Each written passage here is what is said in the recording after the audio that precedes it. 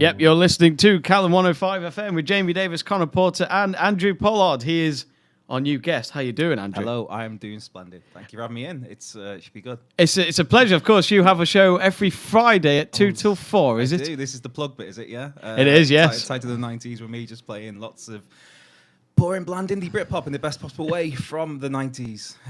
Yeah, because I've progressed past that decade so much. Yeah. And you love your football as well. I do, yeah. I'm just, we were talking before fair that the question on Saturday when somebody found out I'm a Wrexham fan was and what's your other team though, your real team? And it's like, no, I'm just for my sins a Wrexham fan. I've got my season ticket form there to be renewed. I picked up a new shirt last week, and I'm clearly a massive glutton for punishment, I guess.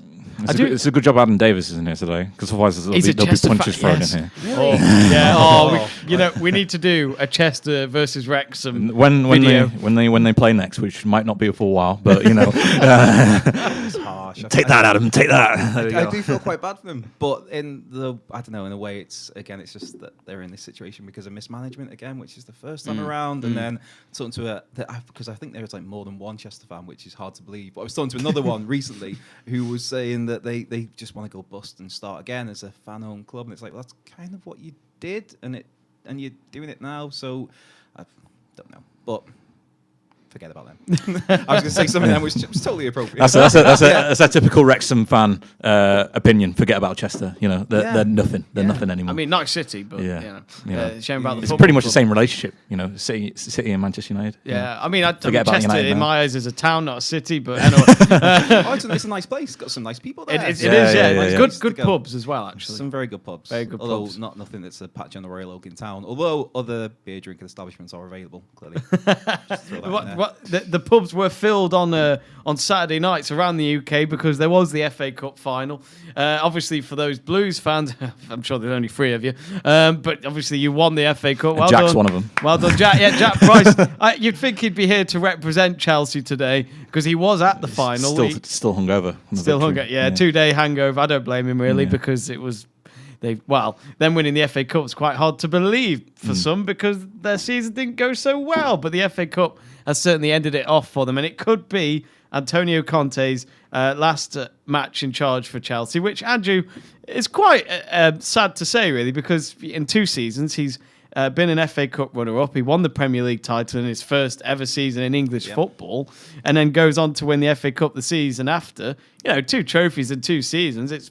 They've done okay. I'd totally go with that. I think, I don't know, the writing's kind of been on the wall since December or even before Christmas, where there just something didn't quite seem right this season, whether it's a case of the players stopped playing for him, whether it was a case of he just was, right, I've won the league last season, he was just seemed like he was ready to go. The players weren't really responding to him, whether it was a case of he felt he'd done his job and that was it, and he wanted to get his next payday, or maybe get a nice payoff in his contract, which would be cool. But yeah, I think and also a lot of it is the fan reaction too, and because they had a bit of a blip where they weren't playing particularly great football at one point in time, and people just, the way modern football is, if you have 2 or 3 games in a row where you've not put in a decent performance, as a Man United fan, I'm sure you've had lots of that, unfortunately, this season, then some of the fans will turn, and I think Conte didn't take that well to that, but then why should he? Like you said, the year before that, he'd won the Premier League.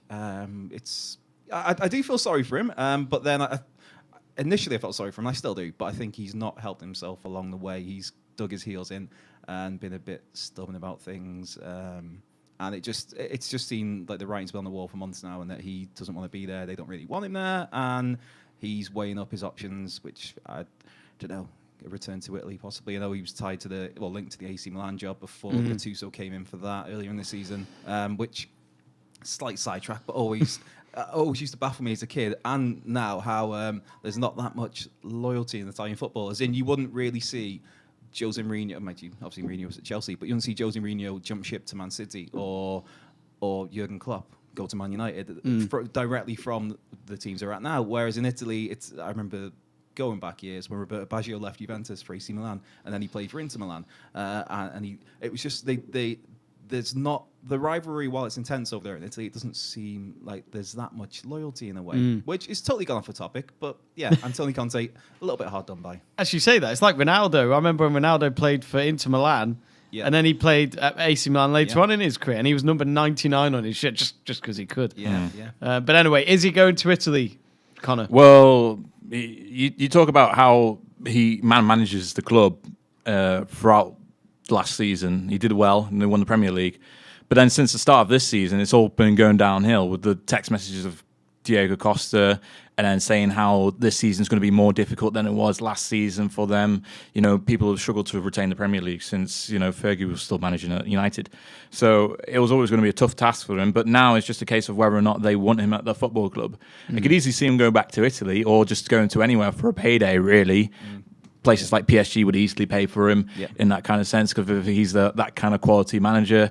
But I still think Chelsea should give him another chance at least till next season, see what happens at the end of next season and see what position they're in. Because if they're still outside the top four, then you've got a justification to give them the sack because Chelsea should be in Champions League football almost every season. I know there's only 4 spots in the Premier League and, you know, there's 6 teams now looking for those spots completely. So 2 of them are always going to miss out. But Conte is definitely one of those managers that has got the capabilities to do well at Chelsea, but like any manager, just needs a bit of time. But Chelsea have got that formula already that they've had success when a big turnover of managers. You look at the managers that have been to the football club and won the Premier League with them, Jose Mourinho, Carlo Ancelotti, and Antonio Conte. That's only like 3 managers in the past 15 years, but that's more than what any other club has managed to do with that kind of turnaround. It shows that, you know, Chelsea, if they do sack Conte, then there's still going to be hope for them to potentially bounce back straight away because they have that mentality and that football club inserted into them. It's not a case of whether or not Conte is going to be the right man for the future. I think it's going to be a case of whether or not he's going to be right for the short term because Abramovich is a short term kind of guy. He's not looking for the future. He's just looking for the short term. So is Conte going to stay? I hope he stays, but it still doesn't look like very promising whatsoever. I think with what you were saying there about the text messages with Diego Costa, I think another big I don't know if stumbling block's the right term really, but one of the first, I think, troublesome signs this season was when they didn't get Romelu Lukaku, and when it looked odds on that they were going to get him, and Morata was off to Man United, and there's even those stories of Morata had dyed his hair red for the big announcement for getting actually no, you go into Stamford Bridge, and so I think a lot of it was the plan was to get Lukaku in to lead the line, which is okay if that doesn't come off, that's fair enough, but the fact that Morata's struggled after a promising start, a promising first month or so, I think that's had a big impact on him where he's just been, right, that's a problem. He has trying to implement his ways into the football club completely and the way that they play. You know, we've seen it straight from the off when he's gone from 4 at the back to 3 and the wing backs, you know. That's pure Italian kind of defensive football. So you need players that are in that football club to build around that, and there's a couple of players at Chelsea that aren't those type of players. If you saw Willian after the cup final, he posted a picture on his Instagram story of the FA Cup trophy lifting ceremony with all the players and all the staff and all that.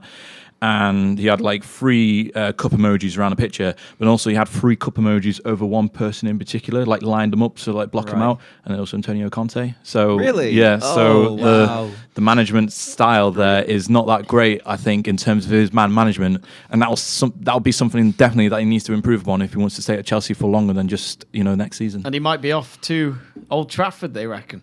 No, I would like to have him at United. I think the Emirates might be a more realistic option. I think I could see him. I think he'd do a great job. I think Arsenal would benefit more from Willian. The problem is Willian. I thought you were still talking about Conte. Conte. No. Yeah. No, Mourinho forever. That's what I thought. That was mixed messages there.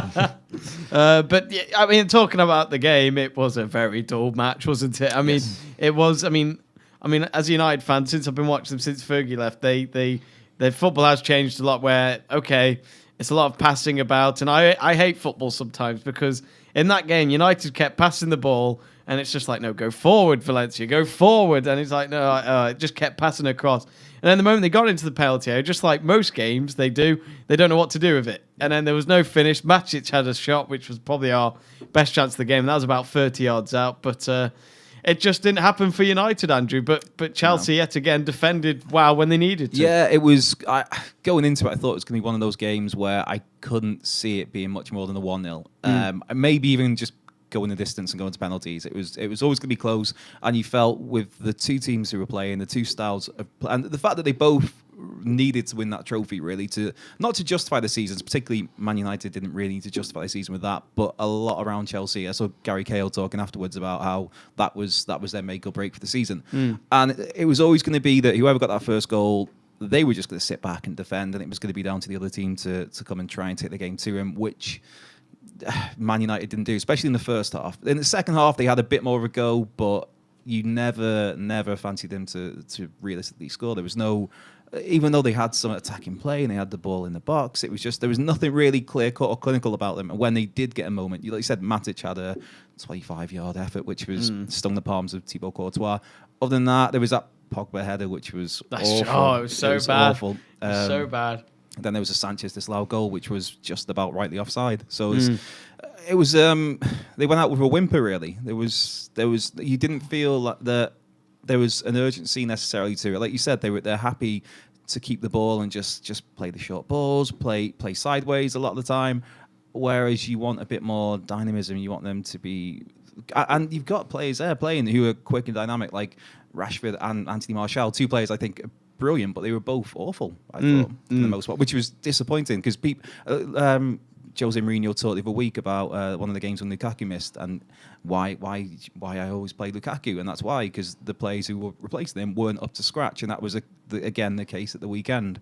But then you look at Lukaku, there's stories that he ruled himself out of the game, he wasn't really feeling it, so that's a big question mark on that, I guess, whether you think, well, it's one more game. I know you've got the World Cup on your mind, but it's one more game. It's the cup final. Yeah. It's at Wembley. It's at Chelsea. It's a big spectacle. I was going to say, the moment you go to the Belgium team, that's when you focus, not think about it beforehand. But I mean, Belgium aren't going to win the World Cup anyway, so I don't know what he's worrying about. I saw today that they've left Nainggolan out of the squad. Which really baffled me. Yeah. What?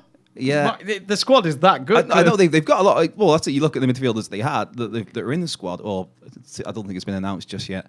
But the other midfield players they've got a whole load of great midfielders. But it's Ryan Nainggolan. He's. I was going to say. I mean, oh my goodness! He's basically the staple of the Roma squad in the Champions League this season. So for a player like his quality, he is a bit old. He's like 29, 30, I think, something like 29. That. So he's not exactly it could be his last World the Cup youngest, but it could be his last. But when you got people like Kevin De Bruyne in the midfield and Hazard as well, all competing for spots. Yeah. It's a difficult one to insert yourself into the starting lineup, and maybe just obviously Marouane Fellaini. Yeah. That's the big one. That's the big one. Absolutely, he's gonna shave his whole hair for the World Cup, I think. But no, it was a very dull game. But congratulations to Chelsea. I'm not saying that. I'm just saying that on behalf of the team, obviously, because we didn't win any trophies this year. Oh well, we gave the Europa League to Atletico Madrid. I'm glad they won it. But anyway, we weren't going to have a music break. But to Jack Price, if you are listening, well, you won by a penalty, mate. We'll be right back.